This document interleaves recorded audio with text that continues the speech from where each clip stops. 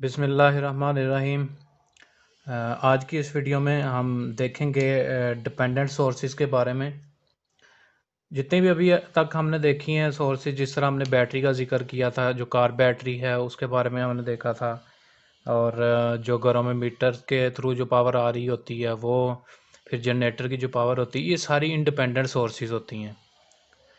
लेकिन जो dependent sources हैं वो एक्चुअल में तो आपको एज सच नहीं मिलती, लेकिन ये जब हम कोई सर्किट डिज़ाइन करते हैं तो उसके अंदर जो डिपेंडेंट सोर्सेज हैं वो आपको मतलब कुछ इस तरह के वोल्टेज इस सर्किट के अंदर जनरेट हो रहे होते हैं जो किसी और की वजह से वहाँ पे बन रहे होते हैं। तो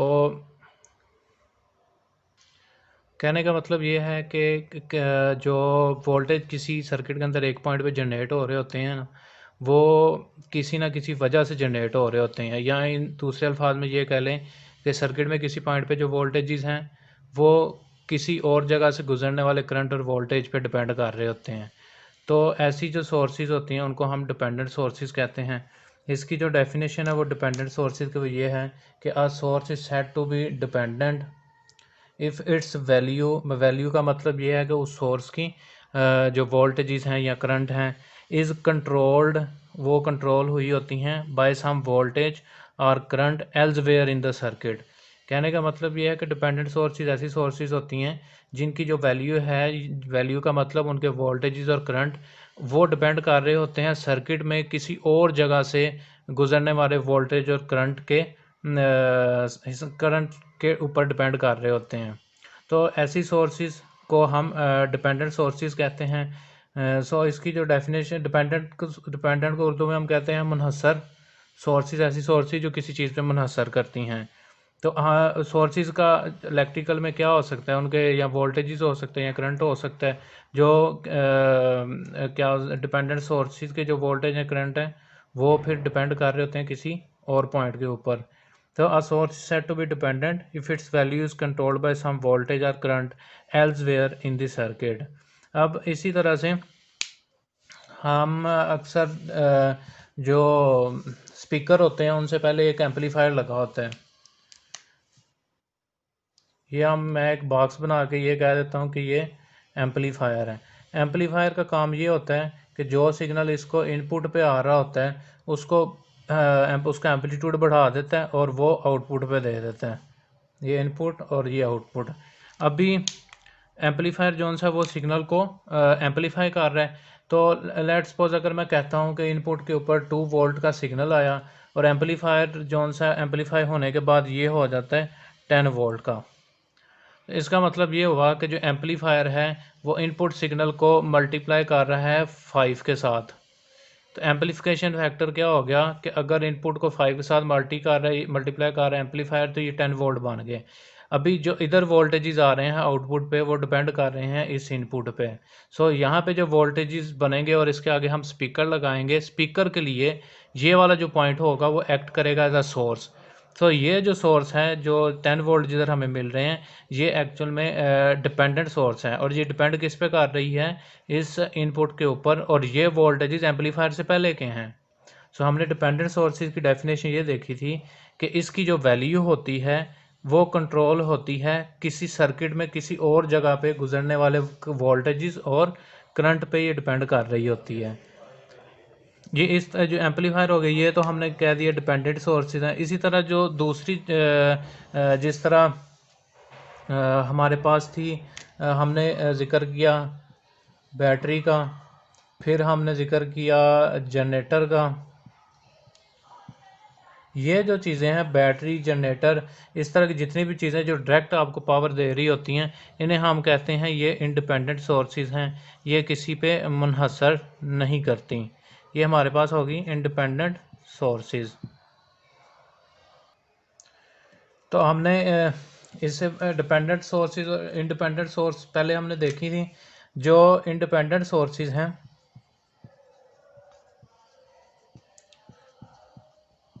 इसकी जो हमने रिप्रेजेंटेशन पहले देखी थी वो हमने कहा था कि ये हमारे पास एक सोर्स होगी इस तरह से, ये कोई ना कोई हमारे पास एक इंडिपेंडेंट सोर्स है, कोई बैटरी है, इसको हम इस इंडिपेंडेंट सोर्स की हम इस तरह से सिंबल बनाएंगे। और जो हमारे पास होती हैं डिपेंडेंट सोर्सेज, इसकी जो सिंबल है वो एक डायमंड शेप सी बनी होती है प्लस। तो ये हमारे पास हो जाती है डिपेंडेंट सोर्स की सिंबल। इंडिपेंडेंट सोर्स की सिंबल एक सर्कल, और जो डिपेंडेंट सोर्स है उसकी हमारे पास एक डायमंड शेप होगी। और इस तरह से आप एक जगह पे प्लस का लगा देंगे, तो इससे प्लस का अगर लगाएंगे तो ये वोल्टेज जनरेट कर रही होगी। और अगर आप इसके अंदर कोई इस तरह से एरो बना देंगे तो इसका मतलब है कि ये करंट सोर्स है, और लेकिन ये डिपेंडेंट सोर्स है। डिपेंडेंट सोर्स मतलब कि ये किसी पे डिपेंड कर रही होगी। तो हमारे पास दो चीज़ें हैं डिपेंडेंट सोर्स की। आगे इनकी चार तरह की क्लासिफिकेशंस हैं। चार तरह की क्लासिफिकेशंस में जो डिपेंडेंट सोर्स की सबसे पहले आती है वो होती है voltage controlled voltage source. Voltage controlled voltage source, इसको हम इन शॉर्ट लिख देते हैं वोल्टेज कंट्रोल्ड वोल्टेज सोर्स। अभी इसमें क्या वो कह रहा है कि वोल्टेज कंट्रोल्ड वोल्टेज सोर्स, एक ऐसी सोर्स जिसको कौन कंट्रोल कर रहा है, वोल्टेज। या ये कह लें कि वोल्टेज हमें सोर्स ये देगी, लेकिन इसके वोल्टेज किसी और जगह वोल्टेज पे डिपेंड कर रहे हैं। इसके बाद जो हमारे पास दूसरी आ गई वो हमारे पास है करंट कंट्रोल्ड करंट सोर्स। इसको इन शॉर्ट हम लिख सकते हैं current controlled current source. Current controlled current source. तो इसके अंदर क्या, जो सोर्स है वो हमें आउटपुट पे करंट देगी, लेकिन वो डिपेंड कर रही होगी किसी और पॉइंट के किसी करंट के ऊपर। उसके बाद जो हमारे पास तीसरा आ जाता है वो है हमारे पास करंट कंट्रोल्ड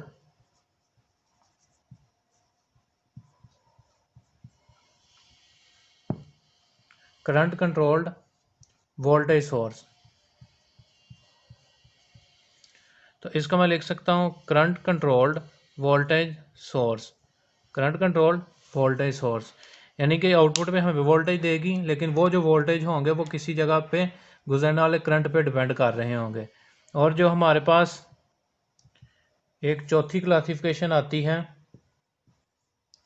वो हमारे पास होती है वोल्टेज कंट्रोल्ड। इसको मैं ऊपर लिख देता हूँ। फोर्थ क्लासिफिकेशन आती है वोल्टेज कंट्रोल्ड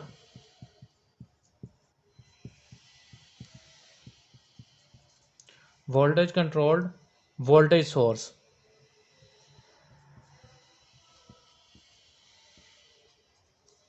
और इसको हम लिखते हैं VCVS, voltage controlled voltage source. तो डिपेंडेंट सोर्सेज चार तरह की होती हैं, जिसमें सबसे पहले वोल्टेज कंट्रोल्ड वोल्टेज सोर्स, जिसको हम VCVS लिख सकते हैं, वोल्टेज कंट्रोल्ड वोल्टेज सोर्स। इसी तरह जो करंट कंट्रोल्ड करंट सोर्स है उसको करंट कंट्रोल CCCS लिख देते हैं। ये इनकी शॉर्ट फॉर्म्स हैं, पहले पहले लेटर हमने लिए हुए हैं। तो ये चार तरह की हमारे पास डिपेंडेंट सोर्सेज हैं। अभी इन सोर्सेज को वन बाय वन हम डिस्कस करते हैं कि इनकी सिंबल किस तरह की होगी और इनकी वो रिप्रेजेंटेशन किस तरह की होगी। सबसे पहले जो डिपेंडेंट सोर्स है वो है हमारे पास voltage controlled voltage source. Voltage controlled voltage source. तो जो वोल्टेज कंट्रोल्ड वोल्टेज सोर्स है, इसका मतलब ये हुआ कि जो इसके वोल्टेज होंगे आउटपुट पे वो डिपेंड कर रहे होंगे किसी जगह वोल्टेज पे, और ये जो वोल्टेज है इसके साथ कोई ना कोई वोल्टेज का गेन मल्टीप्लाई हो रहा होगा। फिर ये हमारे पास वो वोल्टेज आएंगे उस सोर्स की आउटपुट के ऊपर। इसकी जो रिप्रेजेंटेशन होती है वो इस तरह से है, डायमंड शेप बनाई क्योंकि ये हमारे पास डिपेंडेंट सोर्सेज हैं, और ये आउटपुट पे हमें वोल्टेज देगी। और इसके जो ये वोल्टेज हैं V, वो डिपेंड कर रहे होंगे कोई मल्टीप्लिकेशन फैक्टर के V, लेकिन वोल्टेज का इंटू वी एक्स। जिस तरह हमने एम्पलीफायर में देखा था उसमें क्या था कि वो एम्पलीफायर 2 अगर वोल्ट इनपुट आ रही है 5 से मल्टीप्लाई करता है 10 देता है। तो जो 10 है वो हमारा एक्चुअल में ये वोल्टेजेस हैं, और जो हमारे पास 5 से मल्टीप्लाई हो रहा था वो ये था, और ये हमारे पास वो इनपुट थी जो हमने एम्पलीफायर के केस में देखी। तो जो डिपेंडेंट सोर्सेज हैं, जो वोल्टेज कंट्रोल्ड वोल्टेज सोर्स है, वो आउटपुट पे हमें वोल्टेज देगा, और जो इसकी वोल्टेज है वो कंट्रोल हो रही होगी वी एक्स से। वी एक्स मतलब सर्किट के अंदर किसी और जगह वोल्टेज पे ये डिपेंड कर रही होगी। तो वोल्टेज कंट्रोल्ड वोल्टेज सोर्स की जो सिंबल है वो इस तरह से है, और जो फार्मूला है वो ये है। इसी तरह से इसके अंदर जो हमारे पास के है, अगर मैं के का लिखूं, k v is equal to voltage over voltage at some other place in the circuit. V x मतलब सर्किट के अंदर कोई और प्लेस। तो अभी आप अगर देखें ऊपर भी वोल्टेज है नीचे भी वोल्टेज है, तो ये कैंसिल आउट हो जाएंगे और ये इक्वल टू 1 आप लगा लें, 1 आ जाएगा। या इसकी कोई डिमेंशंस नहीं आपके पास हैं, ऊपर भी वोल्टेज है नीचे भी वोल्टेज हैं। तो जो हमारे पास डिपेंडेंट सोर्स जो वोल्टेज कंट्रोल्ड वोल्टेज सोर्स है, उसका जो के है वो एक डिमेंशनलेस क्वांटिटी है। डिमेंशनलेस क्वांटिटी का मतलब कि इसके कोई यूनिट वगैरह नहीं है। इसके बाद हमारे पास जो दूसरी सोर्स आती है, वो जो दूसरी सोर्स हमारे पास आती है वो करंट कंट्रोल्ड करंट सोर्स है। इसका मतलब ये हुआ कि जो आउटपुट पे हमें ये कोई ना कोई ये सोर्स करंट देगी, और इसका जो करंट है वो कंट्रोल हो रहा होगा किसी सर्किट के अंदर किसी जगह गुजरने वाले करंट के साथ, और साथ इसके को मल्टीप्लिकेशन फैक्टर होगा के आई। ये आई एक्स जोन सा ये हमारे पास है कि सर्किट के अंदर किसी और जगह से गुजरने वाला करंट, और ये वो है जो वो पॉइंट या सोर्स हमें आउटपुट पे दे रही होगी। तो जो करंट कंट्रोल्ड करंट सोर्स है उसकी रिप्रेजेंटेशन इस तरह से होगी, क्योंकि आउटपुट पे हमें करंट दे रही है तो हम इसमें प्लस का साइन नहीं बनाएंगे, हम इस तरह एरो लगा देंगे, और ये इसके इस तरह टर्मिनल्स हैं, और साथ हम ये बना देंगे, इससे ये पता लगेगा कि ये हमारे पास आउटपुट पे करंट कोई सोर्स है।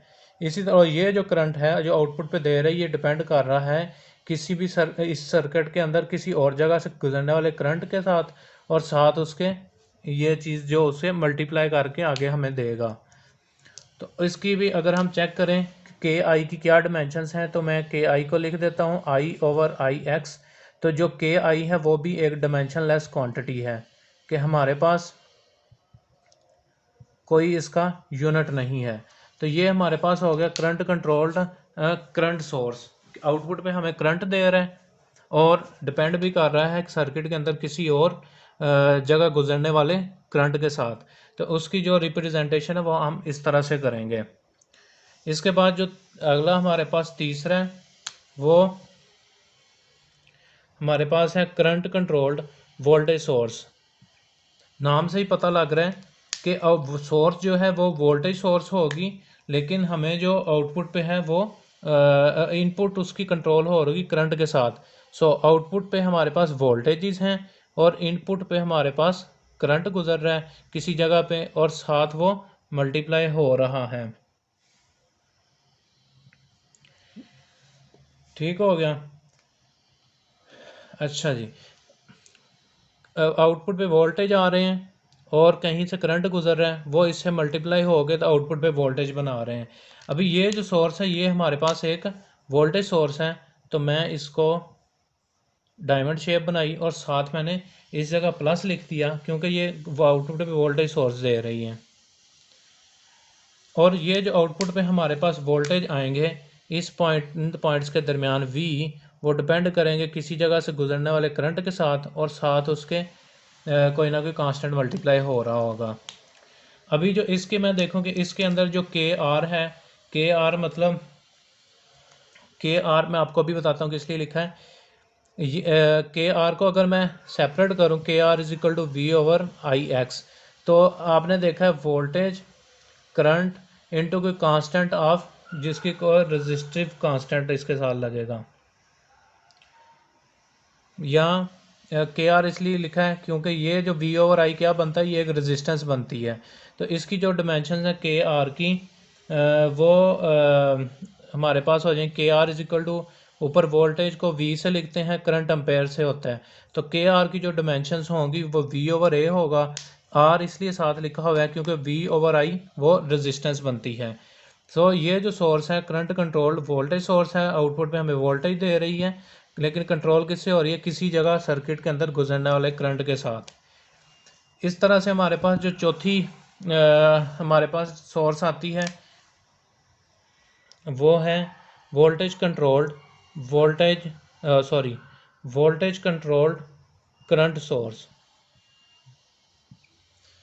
वोल्टेज कंट्रोल्ड करंट सोर्स, जो वोल्टेज कंट्रोल्ड करंट सोर्स है इसका मतलब ये हुआ कि आउटपुट पे करंट सोर्स है तो आउटपुट पे करंट देगी, लेकिन जो कंट्रोल हो रही होगी सर्किट के अंदर किसी जगह गुजरने वाले करंट के साथ। और इधर कांस्टेंट के और जी होगा। जी आपको मैं अभी बताता हूँ कि जी क्या चीज़ है, लेकिन इससे पहले आप ये देख लें कि ये एक ऐसी सोर्स है वोल्टेज कंट्रोल्ड करंट सोर्स है। इसका मतलब है कि ये आउटपुट पे हमें करंट देगी। सो इसको इस तरह से लिखूँगा, आउटपुट पे करंट गुजरेगा, लेकिन जो इसकी इनपुट होगी वो किसी जगह पे वोल्टेज होंगे और साथ इसके वो के ऑफ जी होगा। अभी इसकी जब मैं डिमेंशंस देखूं, के ऑफ जी को मैं लिखूं सेपरेट करूं तो I over V of X बनता है। तो K G is equal to I ampere over voltage. तो ये जो चीज़ होती है जी, इसको हम कहते हैं ये है कंडक्टेंस। और जो कंडक्टेंस होती है वो हमारे पास 1/r मतलब रेजिस्टेंस का इन्वर्स होता है। जिस तरह हमने लास्ट अभी देखा कि अगर हम लिखें v ओवर आई तो वो रेजिस्टेंस है, क्योंकि हमने v is equal to i r, तो v ओवर आई लिखें रेजिस्टेंस बन जाएगा। अगर आई ओवर v हो जाए तो वो रेजिस्टेंस का उल्ट कंडक्टेंस बन जाएगा। सो ये हमारे पास चार सोर्सेज थी जो डिपेंडेंट सोर्सेज थी, जिसके अंदर हमारे पास वोल्टेज कंट्रोल्ड वोल्टेज सोर्स था, करंट कंट्रोल्ड करंट सोर्स था, करंट कंट्रोल्ड वोल्टेज सोर्स था, वोल्टेज कंट्रोल्ड करंट सोर्स था। ये जितनी भी चार सोर्सेज हैं और इसकी जो सिंबल्स अभी हमने देखी, ये जब असल में ये यूज़ होती हैं सर्किट की मॉडलिंग के लिए।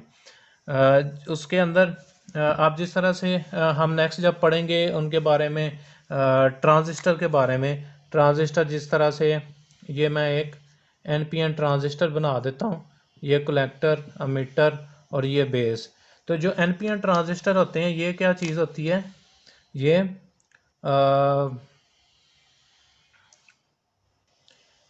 जो ट्रांजिस्टर होते हैं जब हम इनको आगे मॉडल करेंगे तो ये हमारे पास होते हैं करंट कंट्रोल्ड करंट सोर्स, जो अभी हमने स्टडी किया। ठीक है, इसको जब हम डिटेल में देखेंगे तो ये चीज़ समझ आ जाएगी कि ये करंट कंट्रोल करंट सोर्स है बीजेटी। इसी तरह से जो हमारे पास होती हैं एफईटीज़, कोई सी एफईटी में बना देता हूँ, ये गेट हो गया, ये हमारे पास ड्रेन हो गया, ये सोर्स हो गया। तो ये जो होती है ये वोल्टेज कंट्रोल्ड करंट सोर्स होती है। तो इस तरह ये दोनों डिपेंडेंट सोर्सेज हैं। जब हम इनको डिटेल में स्टडी करेंगे तो इसकी जो सर्किट मॉडलिंग है उसके अंदर हम ये चीज़ें देखेंगे। सो अभी तक इसमें अंदर हमने डिपेंडेंट सोर्सेज की डेफिनेशन देखी, एक ऐसी सोर्सेज जो किसी और जगह से गुजरने वाले वोल्टेज और करंट पे डिपेंड करें। और हमने फिर इसकी चार टाइप्स देखी, जिसके अंदर voltage controlled voltage source, current controlled current source, current controlled voltage source और वोल्टेज कंट्रोल्ड करंट सोर्स हैं।